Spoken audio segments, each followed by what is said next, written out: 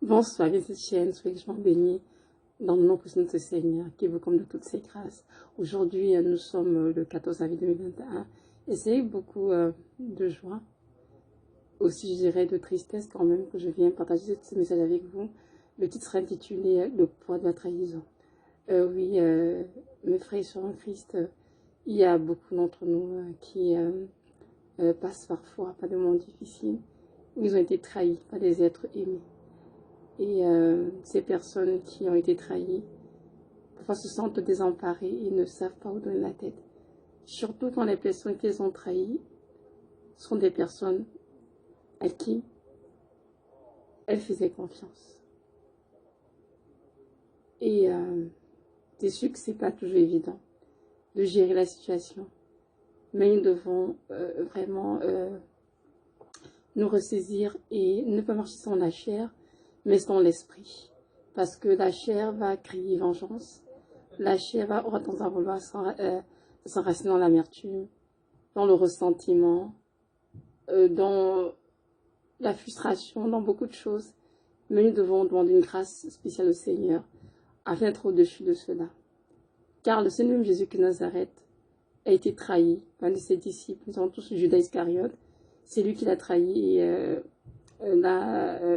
a donné un cerveau au Seigneur par l'argent qu'il a reçu des pharisiens, qui était de 30 pièces d'argent. C'était pas grand chose à ce qui paraît. Moi je peux pas vendre le montant en dollars ou en euros, mais en tout cas je sais que c'était vraiment pas grand chose. Et pour cette somme d'argent, il a livré le Seigneur Jésus-Christ, qui était innocent, et il était jugé, condamné et crucifié à la croix de Golgotha. Et Judas, lorsqu'il a trahi le Seigneur et qu'il s'est rendu compte qu'il avait fait un acte qui n'était pas bien, au lieu de se repentir, il a préféré, il fallait se suicider, parce qu'il a préféré, je pense qu'il était sous pression de l'ennemi et qu'il a poussé à se suicider. Si vous m'écoutez aujourd'hui, c'est parce que moi aussi, oui, évidemment, j'ai été trahi par quelqu'un que j'aimais beaucoup, et cette personne m'a tourné dos, et cela m'a fait beaucoup de peine. Beaucoup de peine. Le Seigneur m'a exhorté vivement à pardonner, à oublier, à avancer.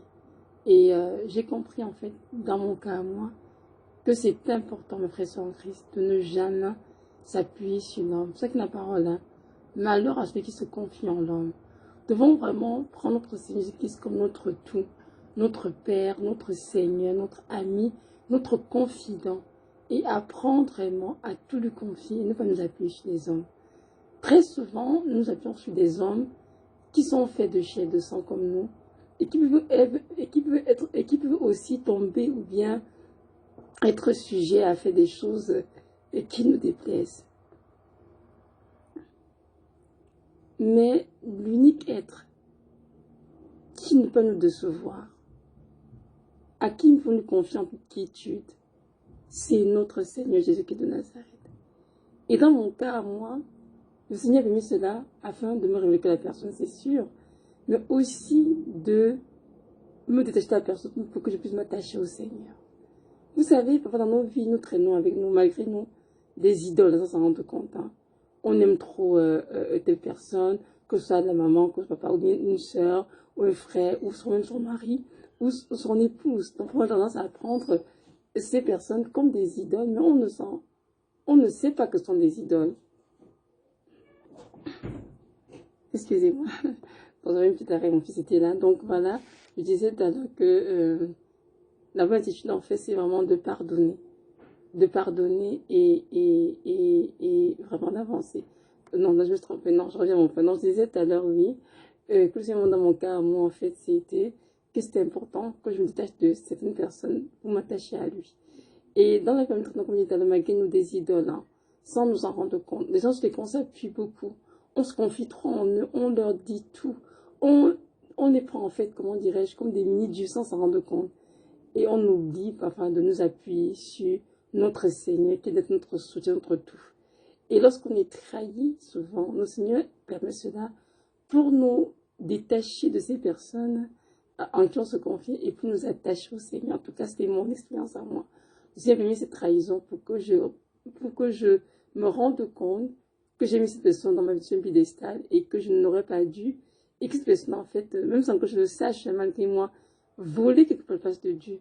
Et le Seigneur m'a dit, Evelyne, c'est moi qui dis ton tout, ton époux, ton premier époux, c'est moi. Je dois être ton tout, ma chérie. Je dois être ta source de joie. Je dois être ta lumière, ta vérité, ton chemin, ta vie. Je dois être tout pour toi.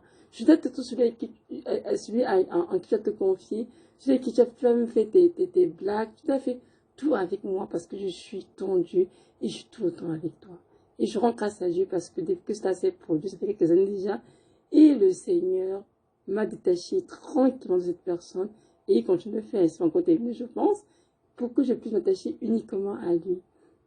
Et c'est sûr que la trahison, c'est quelque chose qui fait mal, peu importe qui est trahi, la personne ressentira la douleur et c'est normal.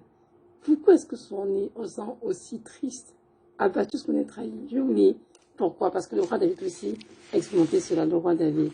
Alors le psaume 55, verset 14 et 15, ça dit ceci. C'est toi. Non, c'est pas ça.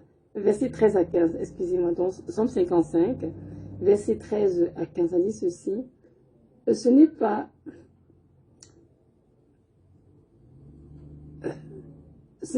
un ennemi qui m'outrage.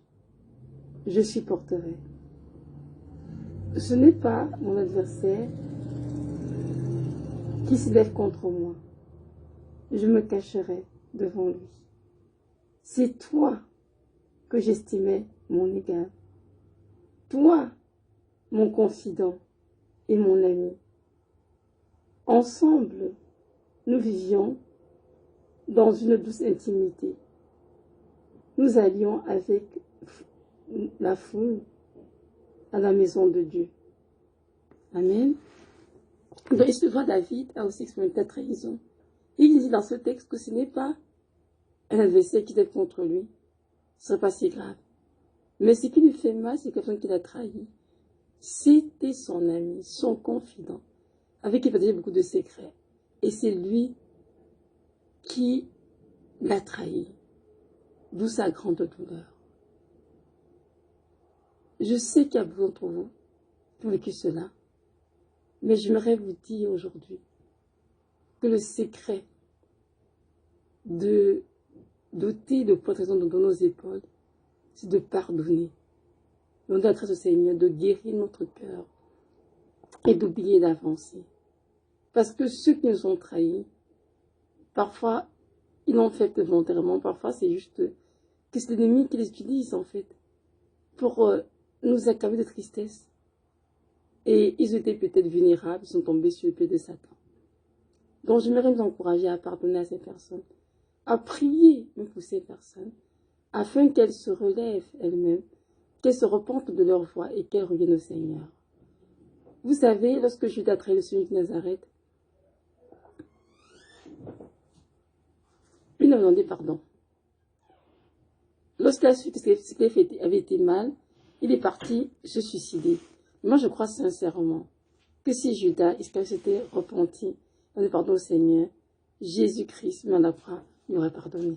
Après, on est comme à la croix, le Seigneur a pardonné des brigands, pardon, des malfaiteurs qui étaient pendus auprès de lui.